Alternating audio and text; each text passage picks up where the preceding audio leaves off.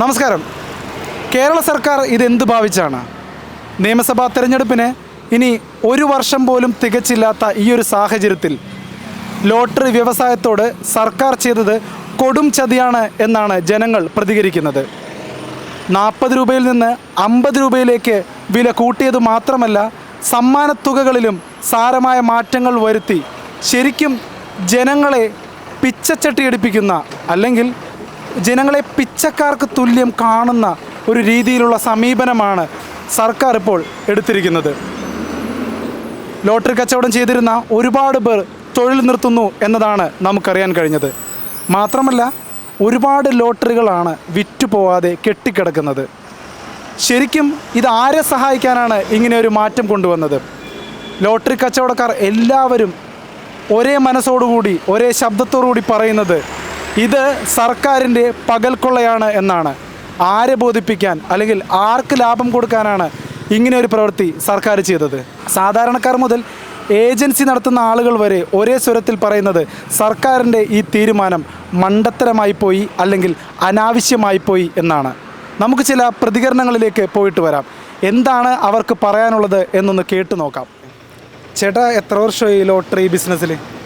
ഞാൻ ഒരു 10-15 വർഷത്തിൽ കൂടുതലായിട്ടുണ്ട്. 15 വർഷത്തിൽ കൂടുതലായി. എനിക്ക് സ്വന്തമായിട്ട് ഏജൻസിയുണ്ട്. സ്വന്തമായിട്ട് ഏജൻസി ഉണ്ട്. ഏജൻസിയുടെ പേര് UAE ലക്കി സെൻറ്റർ എന്നാണ്. UAE Lucky Centre. ചേട്ടനിപ്പോൾ സർക്കാർ പുതുതായിട്ട് കൊണ്ടുവന്ന മാറ്റങ്ങളൊക്കെ അറിഞ്ഞായിരുന്നില്ലേ? പിന്നെ തീർച്ചയായിട്ടും 40 രൂപയിൽ നിന്ന് 50 രൂപ ആക്കിയെന്ന് മാത്രമല്ല, പ്രൈസ് ഘടനയിലും ഒരുപാട് മാറ്റങ്ങളുണ്ട്. ഈ മാറ്റങ്ങൾ എങ്ങനെയാണ് ചേട്ടനിപ്പോൾ നോക്കിക്കാണുന്നത്? അതായത് ഈ പെട്ടെന്ന് ഓർക്കാപ്പുറത്ത് വന്ന പോലെ 50 രൂപ പെട്ടെന്ന് അധികം ആലോചിക്കാത്ത രീതിയിലുള്ള ഈ ഒരു ഗവൺമെൻറ്റിൻ്റെ ഒരിത് ജനങ്ങളെ ശരിക്കും ബാധിച്ചിട്ടുണ്ട്. കാരണം കച്ചവടം വളരെ ഡള്ളായി. 12 സെയിം എടുക്കുന്ന ആൾക്കാർ 2 എണ്ണം 1 എണ്ണം എടുക്കുന്ന സാഹചര്യത്തിലേക്ക് പോയി. ഏറ്റവും ബാധിക്കുന്നത്, കടക്കാരേക്കാൾ കൂടുതൽ ബാധിക്കുന്നത് മെയിനായിട്ടും ഈ കൊണ്ടു നടന്ന് വിൽക്കുന്ന ആൾക്കാരല്ലേ, അവരെയാണ് അഫക്റ്റ് ചെയ്യുന്നത്. അവരെ എത്തരത്തിലാണ് അഫക്റ്റ് ചെയ്യുന്നത് ചേട്ടാ? അവരെ അഫക്റ്റ് ചെയ്യാന്ന് പറഞ്ഞാൽ ഈ ടിക്കറ്റ് ഒത്തിരി സമയം കൊണ്ടാണ് ഈ ടിക്കറ്റ് കഷ്ടപ്പെട്ട് വെയിലും കൊണ്ട് എല്ലായിടത്തും പോയി കഴിയുമ്പോൾ 5 എണ്ണം എടുക്കേണ്ട ആൾ 1 എണ്ണം എടുക്കും. പിന്നെ അതിനകത്ത് കമ്മീഷൻ അത്രയും കിട്ടുമെന്ന് പറഞ്ഞിട്ട് വലിയ കാര്യമില്ല. പിന്നെ പ്രൈസ് വളരെ കുറവാണ്. 2000 ഇല്ലാതാക്കിക്കൊണ്ട് 50 രൂപ വെച്ചു.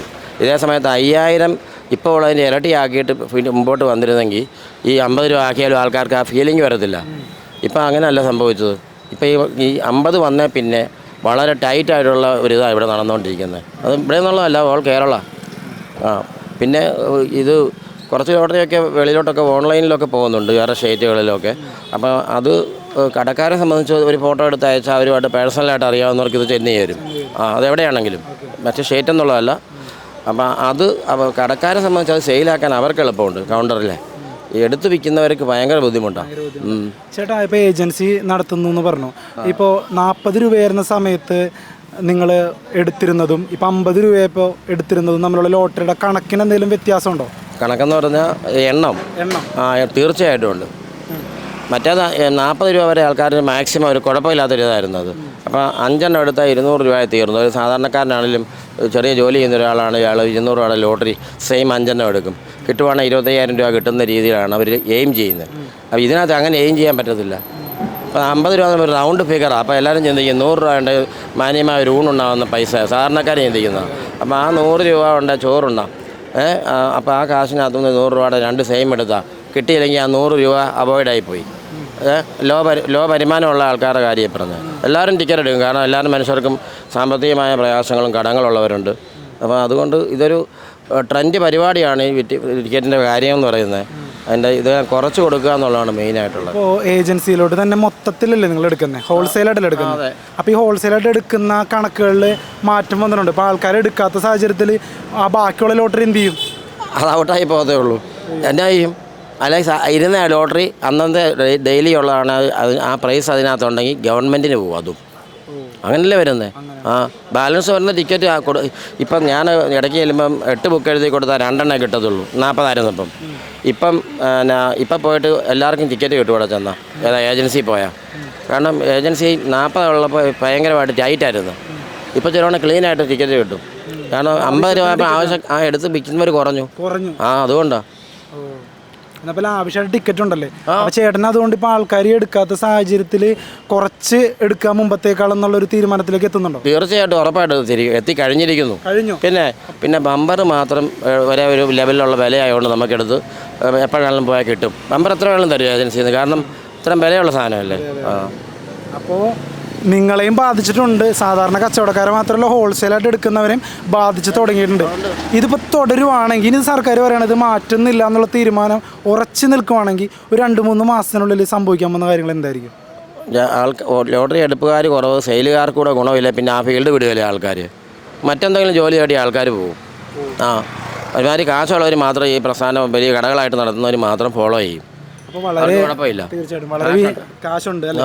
വളരെ വിനീതമായിട്ട് ഒരു അഭ്യർത്ഥന എന്നുള്ള രീതിയിൽ ഇനി പറയാൻ പറ്റുന്ന മാറ്റങ്ങൾ എന്തൊക്കെയാണ് ചേട്ടൻ്റെ ഒരു പെർസ്പെക്റ്റീവ്? മാറ്റങ്ങൾ പറഞ്ഞാൽ ഇപ്പോൾ ഈ നിലവിൽ 50,000 ആക്കിപ്പോയി. ഇനി പെട്ടെന്ന് പുറകോട്ട് വരാൻ സാധ്യത കുറവായതുകൊണ്ട് ഈ 5,000-ഉം 1,000-ഉം ഒക്കെ അല്ലെ 500, അതുപോലുള്ള ഒരുമാതിരി മനുഷ്യന് സാധാരണ എന്തെങ്കിലും കിട്ടുമെന്ന് തോന്നുന്ന ഒരു എമൗണ്ട് ആണല്ലോ. അതൊക്കെ 200-100 പോലല്ലോ.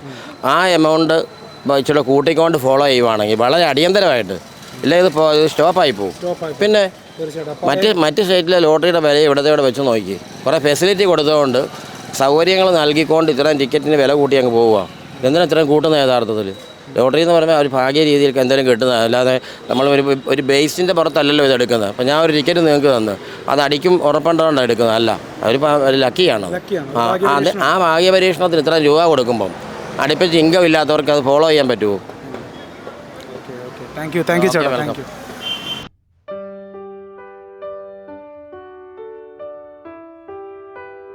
കോട്ടയത്തിൻ്റെ അവസ്ഥയാണിത്. ഒരു 2 മണി കഴിഞ്ഞാൽ സാധാരണഗതിയിൽ ഇവിടെ ജനത്തിരക്ക് അനുഭവപ്പെടേണ്ടതാണ്. ലോട്ടറി എടുക്കാനും റിസൾട്ട് എന്തായി എന്ന് ഉറ്റുനോക്കാനും മറ്റും ലോട്ടറി തൊഴിലാളികളും ലോട്ടറി എടുത്തവരും വ്യഗ്രത കൂട്ടുന്ന ഒരു സമയമാണിത്. പീക്ക് ടൈം എന്ന് പറയാം.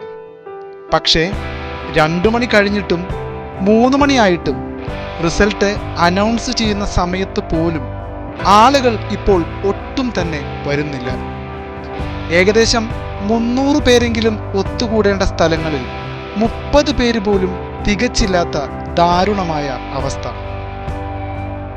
എല്ലാവരുടെയും മനസ്സ് മടുത്ത് മരവിച്ചിട്ടായിരിക്കണം. വിറ്റുപോകാത്ത ധാരാളം ലോട്ടറികളുമായി ചങ്ക് തകർന്നിരിക്കുന്ന സാധാരണ ലോട്ടറി കച്ചവടക്കാർ പറയുന്നത്, കടമെടുത്ത് മുടിഞ്ഞാൽ ഈ കച്ചവടം തന്നെ നിർത്തി വേറെ എന്തെങ്കിലും പണിക്ക് പോകും എന്നാണ്. വലിയ ഏജൻസികളെ വരെ ഈ ഞെരുക്കം ബാധിച്ചു തുടങ്ങി. അവർ നേരത്തെ എടുത്തതിൻ്റെ പകുതിയോ മറ്റോ ആണ് ഇപ്പോൾ എടുക്കുന്നതത്രേ. ഇതിനെല്ലാം കാരണമായത് ഈ 2-ാം തീയതി മുതൽ പ്രഖ്യാപിച്ച സർക്കാരിൻ്റെ പുതിയ ലോട്ടറി നയങ്ങളാണ്. 40 രൂപയിൽ നിന്ന് 50 രൂപയിലേക്ക് വിലയുയർത്തിയ കേരള ലോട്ടറി പ്രഥമ സ്ഥാനങ്ങളിൽ കൂറ്റൻ നമ്പറുകൾ സമ്മാനമായി വെച്ചുവെങ്കിലും സാധാരണക്കാരൻ്റെ പ്രതീക്ഷയായ 5,000, 2,000, 1,000 പോലുള്ള സമ്മാനത്തുകകൾ വെട്ടിച്ചുരുക്കി പകരം 100-ൻ്റെയും 50-ൻ്റെയും സമ്മാനത്തുകകൾ ക്രമാതീതമായി വർദ്ധിപ്പിക്കുകയും ചെയ്തു. ടിക്കറ്റ് വിൽക്കുന്ന തൊഴിലാളി വർഗത്തോടും ടിക്കറ്റ് വാങ്ങുന്ന സാധാരണക്കാരായവരോടും ചെയ്ത കൊടും ചതി, അല്ലാതെന്ത് പറയാൻ. ഏറ്റവും പുതിയതായി സർക്കാർ എടുത്ത ലോട്ടറി നയങ്ങൾ പാടെ പാളിയ അവസ്ഥയിലാണ്. ഈ നയങ്ങൾ പുനഃപരിശോധിക്കപ്പെടുമെന്നും ഈ ലോട്ടറി വ്യവസായത്തെ തളർത്താതെ സർക്കാർ തന്നെ ഒരു മികച്ച തീരുമാനവുമായി മുന്നോട്ട് വരുമെന്നും ഇപ്പോഴും പ്രതീക്ഷിക്കുന്നവരുണ്ട്. ആ പ്രതീക്ഷയ്ക്കും വിശ്വാസത്തിനും കാരണം സാധാരണ തൊഴിലാളി വർഗത്തോടും സാധാരണക്കാരിൽ സാധാരണക്കാരായവരോടും ഒപ്പം നിന്ന് പ്രവർത്തിച്ച ഒരു മുന്നണിയാണ് ഇടതുപക്ഷ മുന്നണി എന്ന വിശ്വാസം ഇപ്പോഴും കനൽ കെട്ട് പോകാത്തതുകൊണ്ടാണ്. ഇപ്പോഴും ഇടതുപക്ഷ സർക്കാരിൽ വിശ്വാസമർപ്പിക്കുന്ന ആ ജനതയുടെ ശുഭാപ്തി വിശ്വാസമെങ്കിലും കാക്കാൻ ഇടതുപക്ഷ ജനാധിപത്യ മുന്നണിക്ക് സാധിക്കട്ടെ എന്ന് പ്രത്യാശിക്കുന്നു.